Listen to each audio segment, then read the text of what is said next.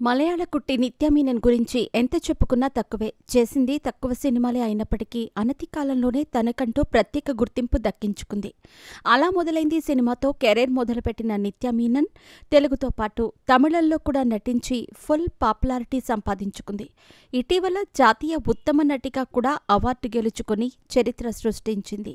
ధనుష్ హీరోగా నటించిన తిరు సినిమాలో నిత్య మీనన్ హీరోయిన్గా నటించింది. ఈ సినిమాలో నటనకు గాను నిత్య మీనన్ జాతీయ అవార్డు గెలుచుకుంది. కథ నచ్చితే కానీ నిత్య మీనన్ సినిమాను ఓకే చేయదు. కథలో తనకు ప్రాధాన్యత ఉండేలా చూసుకుంటుంది. రొమాంటిక్ సీన్లకు, లిప్ లాక్ సన్నివేశాలకు నిత్య మీనన్ దూరంగా ఉంటుందనే విషయం తెలిసిందే.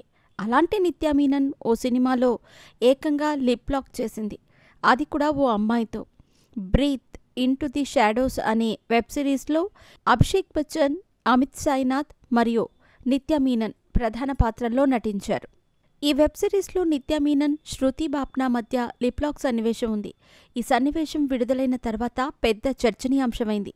ఈ సన్నివేశం గురించి నిత్య మీనన్ మాట్లాడుతూ ఈ సన్నివేశం సినిమాలోని కథకి చాలా ముఖ్యమని తెలిపారు. ఈ సన్నివేశం వివాదాస్పదంగా మారుతుందని తనకు ముందుగానే తెలుసని ఆమె అన్నారు.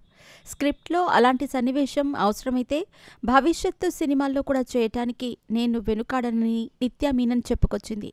ఈ వెబ్ సిరీస్ అమెజాన్ ప్రైమ్ వీడియోలో అందుబాటులో ఉంది.